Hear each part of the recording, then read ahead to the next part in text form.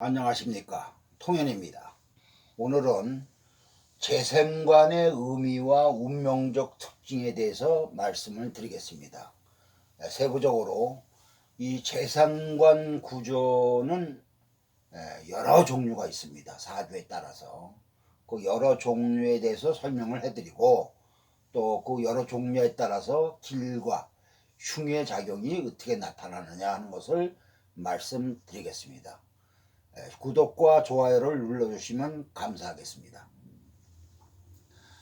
사주 구조라는 것은 상당히 좀 다양하게 이루어져 있습니다. 사주 구조는 이렇게 간단한 것이 아닙니다. 다층적으로 이루어져 있기 때문에 이것을 우리가 잘 분석을 해야 됩니다. 그런데 오늘은 뭐냐면은 사주 구조를 다층적으로 분석하는 그런 단계에서 첫 번째로 십신으로 이루어진 구조 중에서 재생관 구조가 있습니다. 이 요거에 대해서 설명을 해 드리겠습니다. 근데 이 같은 재생관 구조라 하더라도 사주에 또 인성이 있느냐 혹은 그렇지 않으면 식상이 있느냐에 따라서 이 재생관 구조의 그 결과가 많이 달라집니다. 이런 것을 우리가 잘 알아야 되고, 또 같은 재생관 구조라도 예를 들어서 이렇게 만일 정일주인데 이렇게 임신월이다 이렇게 돼 있으면 뭡니까? 요거는 재가 지지에 있고 관이 위에 있지 않습니까? 재생관 구조라도 이런 것을 최고로 좋게 칩니다. 이것은 뭐냐면은 아래에서 위를 밀어주는 거죠. 위를 받쳐주는 겁니다. 아래에서. 이것을 옛날 사주 용어로는 뭐냐면은 명관감하다 이랬습니다. 명관감하라는 뜻은 뭐냐면은 이렇게 관이라는 것은 뭐냐면은 자기의 뭐냐면은 명예 아닙니까? 명예는 밖으로 나올수록 좋은 거 아닙니까? 많은 사람이 이렇게 천간과 지지는 전에도 말씀드렸지만, 천간이라는 것은 밖으로 나타난 것을 의미하는 거고 지지는 안에 숨겨져 있는 것을 얘기합니다. 그러면 우리가 이 천간에는 뭐냐면은 관이 있는 것이 좋습니다. 관이라는 것은 뭐냐면 남한테 인정을 받는 거거든요. 그렇죠? 그래서 관은 천간에 띄어 있는 것일수록 더욱더 빛나 보이는 겁니다. 그래서 명관은 뭐냐면 천간에 관이 있고, 과하면은 이게 과자는 탈과자입니다. 탈과. 말을 탄다. 이 말이라는 것은 뭐냐면 재를 의미하는 것이기 때문에, 다시 말하면 이 관이 재를 타고 있다 이런 얘기입니다. 이러한 같은 재생관 구조라 하더라도 이러한 구조가 상당히 좋은데, 사주에는 이렇게 이런 식으로만 구조로 되어 있는 것이 아니라, 예를 들어서 이렇게 옆으로 횡으로 이렇게 있는 구조도 있습니다. 이렇게 제가 옆에서 관을 이렇게 생하는 구조도 있고, 또 거꾸로는 또 예를 들어서 이렇게 관이 지지에 있고 재가 위에 있는 것도 있습니다. 이런 구조도 있고, 이거는 아무래도 아까 얘기했죠. 관은 위로 올라올수록 좋은 거고 재는 감춰질수록 좋은 것인데, 이거는 재가 위에 있고 관이 아래에 있으니까 같은 재생관 구조라도 조금 격이 떨어지겠죠. 또 이렇게 횡으로 있는 재생관 구조는 뭐냐면은 같이 같은 몸에 이렇게 있는 것이 밀접하게 나를 갖다가 근접해서 하는 건데, 한치 건너 두치라고 타에서 이렇게 밀어주는 것은 이거보다 그 능력이 좀 약하죠. 근데 더 나쁜 것은 뭐냐면은, 예를 들어서 관은 여기 있는데 뭔가 재가 여기 있다든가 뭐 이런 식으로, 또 예를 들어서 관은 연지에 있는데 재가 뭐 시간에 있다든가, 이건 굉장히 멀지 않습니까? 이럴수록 더욱더 이제 그 재생관의 힘이 약해지는 겁니다. 그러니까 재생관 구조라 하더라도 재생관이 아주 긴밀하게 잘 되는 구조냐, 그렇지 않으면은 재생간의 형태만 이루어졌지 그만큼 멀리 떨어져 있기 때문에 그 보호자를 받기가 힘들다든가 또 거꾸로 돼 있다든가 이런 여러 가지 재생간 구조도 이렇게 여러 가지로 많습니다. 그런 것을 우리가 잘 분석을 해야 되고, 또 더 나가서는 뭐냐면은 간지에 따라서 달라질 수가 있습니다. 예를 들어서 병화 일주 같은 것은 뭐냐면은 이렇게 병화는 뭐냐면은 개수가 정관이죠. 개수가 정관인데 이 개수가 특별한 경우를 빼놓고는 우리가 물상적으로 볼 때 개수는 뭐냐면은 피로 많이 봅니다. 이거 병화는 태양이고, 그러면은 이 정관이 도리어 나를 갖다가 태양을 갖다가 어둡게 하지 않습니까? 비가 오게 되면 태양이 뭐냐면 보이지가 않죠. 그럼 도리어 나를 어둡게 한다 이겁니다. 이러한 간지에 따라서 또 같은 재생관이라도 그 결과가 다르게 나타나는 것을 우리가 또 잘 봐야 되고, 그 다음에 같은 재생관 구조라도 이 일간이 내가 그 관을 감당할 수 있느냐, 관을 감당할 수 있는 힘이 있느냐 없느냐, 관을 감당할 수 있는 재생관 구조가 있고 내가 힘이 강해서 관을 감당할 수 있는 구조가 있습니다. 그래서 보통 앞으로 이제 재생살 구조도 얘기하겠지만 이 살이라는 것은 뭡니까? 관보다 에너지가 상당히 강합니다. 그래서 이 살을 갖다가 자평진정 같은 데서는 흉신이라 이렇게 해놓고서 살이 오면 무조건 제압을 해야 된다 이런 식의 그 설명을 해놨습니다. 그런데 내가 임상을 해보면 꼭 그렇지가 않습니다. 이 살이라도 내가 잘 감당할 수 있으면은 얼마든지 살을 무서워할 필요가 없고 살을 잘 활용합니다. 우리가 예를 들어서 말로 비유한다면은 이렇게 관이 되는 것은 뭐냐면은 우리가 조련된 말로 얘기할 수가 있고, 그러니까 사람의 말을 잘 듣는 말이죠. 그런데 이 살이 되는 것은 야생마와 같다 이겁니다. 야생마. 그러니까 조련이 되지 않은 그런 말이다 이겁니다. 그런데 이 살의 힘이 더 강한데 이 야생마 같은 살을 갖다가 내가 훈련을 통해서 잘 내가 제압을 할 수 있으면 더 큰 업적이나 능력을 발휘할 수가 있는 것입니다. 그래서 우리가 그냥 글자만 놓고서 살이니까 무조건 제압을 해야 된다, 관이니까는 우리가 생해줘야 된다, 이런 것은 현실적으로 임상을 해보니까 잘 맞지 않더라 이겁니다.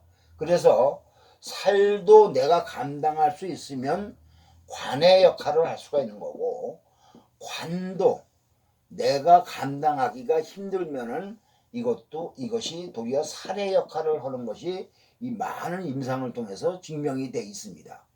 그래서 이 재관의 구조가 내가 감당할 수 있느냐 없느냐 이것을 또 우리가 살펴봐야 되는 것입니다. 또 뭐냐면은 이 재생관 구조라 하더라도 또 구조 자체가 여러 가지 구조가 있습니다. 뭐 관인상생 구조가 있고 뭐 식상 제살 구조도 있고 여러 가지 구조가 이제 앞으로 계속 설명해 드리겠지만, 그런 것이 뭐냐면 복합적으로 사주가 있는 것이 복합적으로 있습니다. 요거에 따라서 또 그 재생관 구조를 어떻게 이제 좋게 사용하느냐, 또 그렇지 않으면 부정적으로 사용하느냐, 이런 것도 우리가 잘 봐야 됩니다. 그래서 이 재생관이라도 사주를 전체적으로 통찰하는 눈을 가져야 사주를 잘 분석할 수가 있는 것입니다. 사주는 이렇게 구조를 잘 분석해야 이 사람이 무엇을 해먹고 살아야 좋은 건지, 또 가정생활의 모양은 어떻게 흘러가는 것인지, 또 그릇의 크기는 어떤지를 분석할 수 있는 잣대가 되는 것입니다. 그러면 우선 재생관이라는 것은 무엇이냐?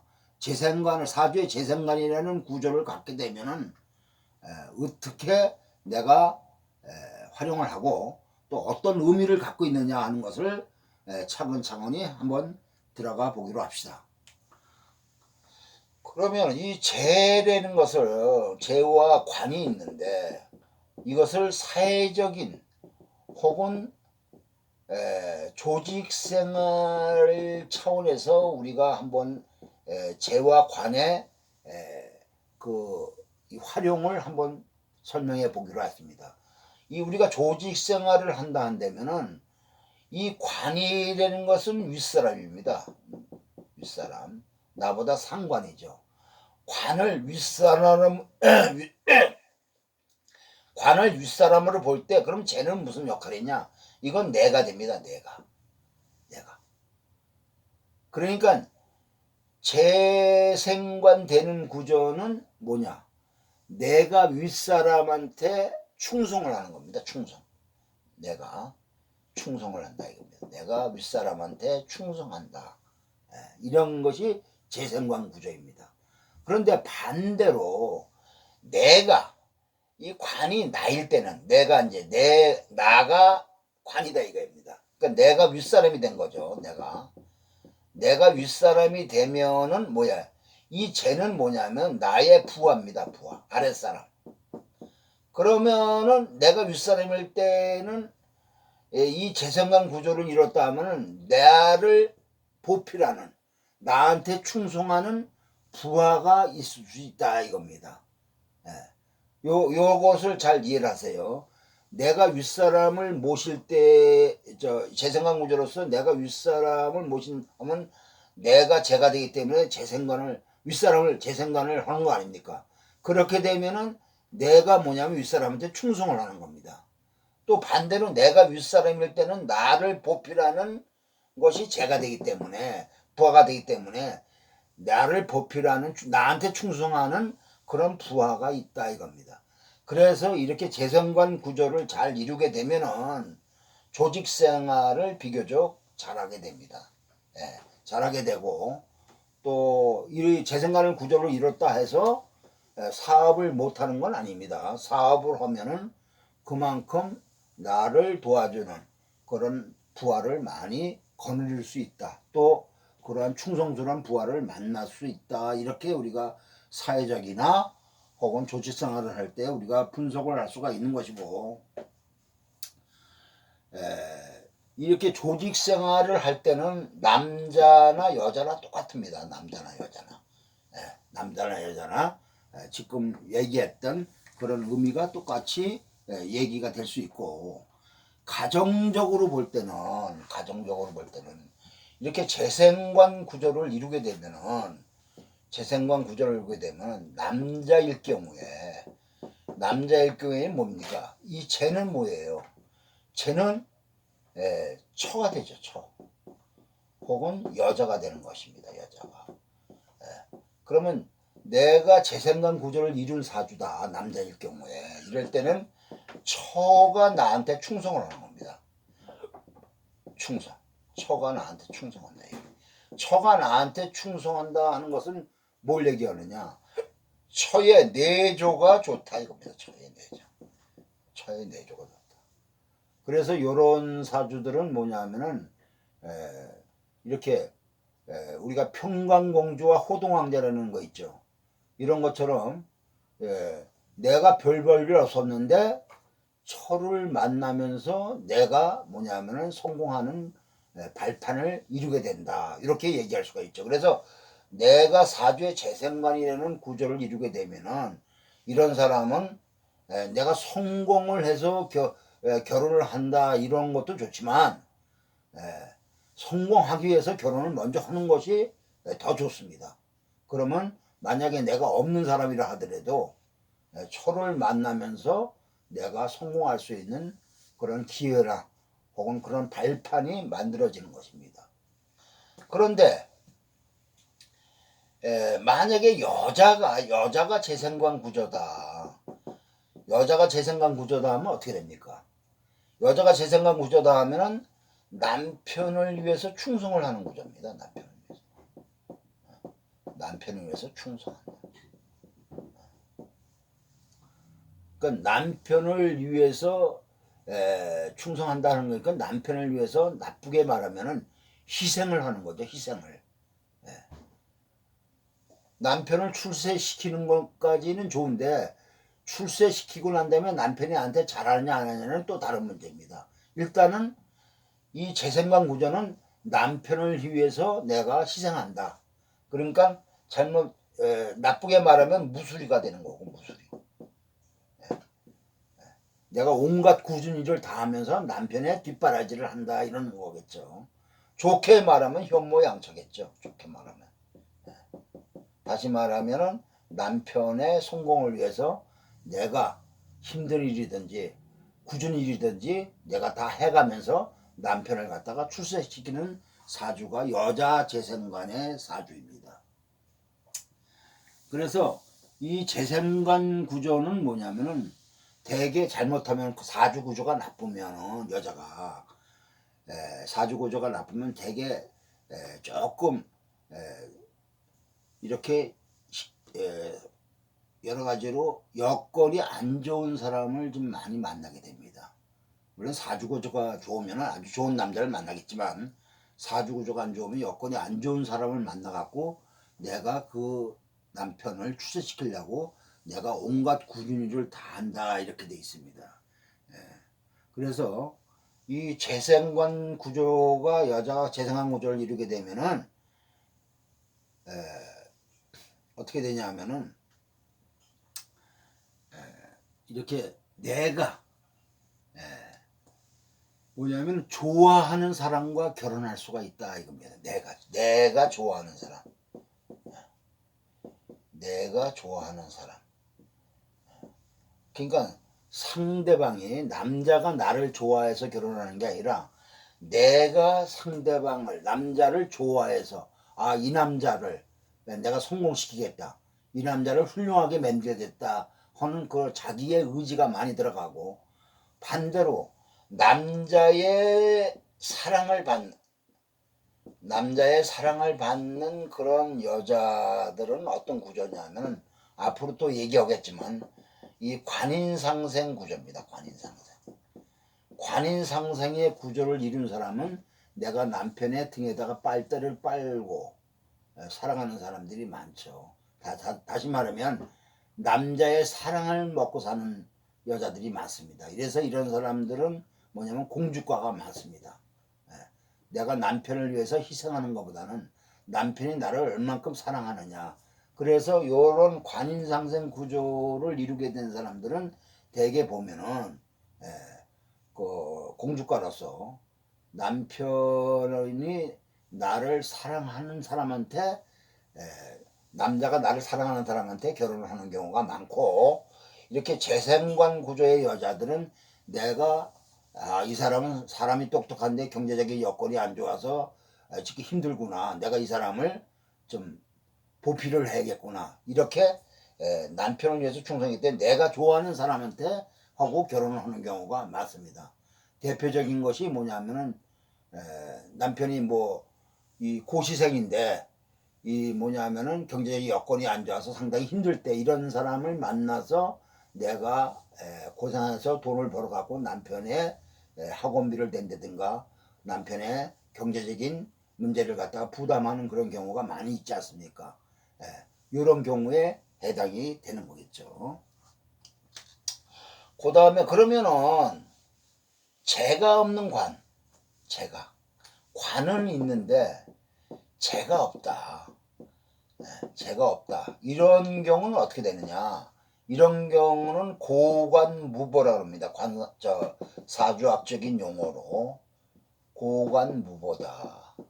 다시 말하면은 관이 외로울 꽃지 아닙니까? 외롭게 보필을 무보라는 것은 도움을 받지 못하는 거죠. 도움을 받지 못하는 외로운 관이다. 그것을 뭐냐면은 죄가 없는 관을 그렇게 얘기합니다. 그러면 이런 사람은 뭐냐면 독고다이입니다. 독고다이. 예. 스스로의 힘으로써 이 험난한 이런 세상을 갖다가 개척해 나가는 사람이다. 그러니까 그만큼 인덕이 조금 약하겠죠. 이런 것이 죄가 없는 관을 갖고 있는 특징입니다. 앞으로 이제 실례를 들어서 설명을 해드리겠습니다. 그 다음에 관이 죄를 달고 있어야 이 관이 있지 않습니까? 이렇게 예를 들어서 만약에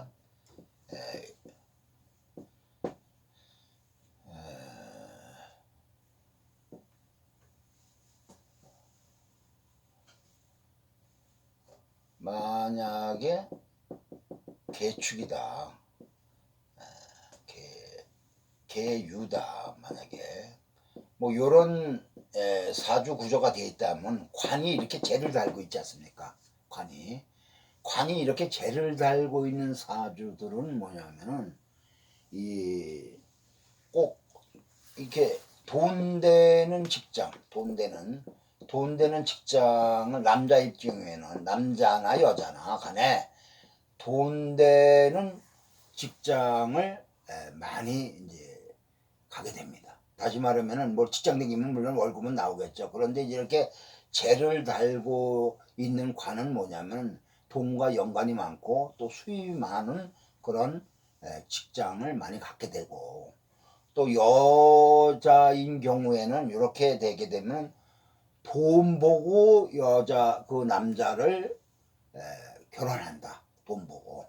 다시 말하면 돈이 있는 남편하고 남자하고 결혼하게 된다. 이런 사주적인 특징이 있습니다. 그 다음에 이렇게 재가 이렇게 있는 관하고 재가 없는 관하, 그러니까 재생관이 된 관하고 혹은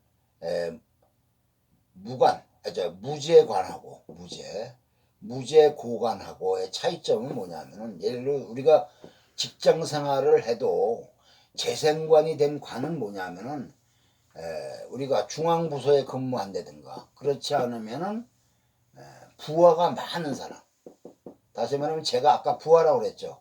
부하가 많은 사람의 장이 될 수가 있고, 만약에 재가 없는 고관이다 하게 되면은 이렇게 직위는 같다 하더라도 부하가 없는 그런 직책에 근무한다든가 이렇게 이제 다를 수가 있죠. 혹은 지방에 근무한다든가 혹은 특수직에 근무한다든가. 그러니까 뭐냐면 직위는 높은데, 직위는 뭐 예를 들어서 내가 2급이다 1급이다 하더라도 부하가 별로 없는, 뭐 많아야 한두 명 두세 명 이렇게 되는 거죠. 이것이 그런 차이점입니다. 그러면 다음에 2편에 이번에는 이렇게 하고 2편부터 이제 계속해서 실내를 들어가면서 강의를 해 나가겠습니다. 감사합니다. 구독과 좋아요를 눌러주시기 바랍니다.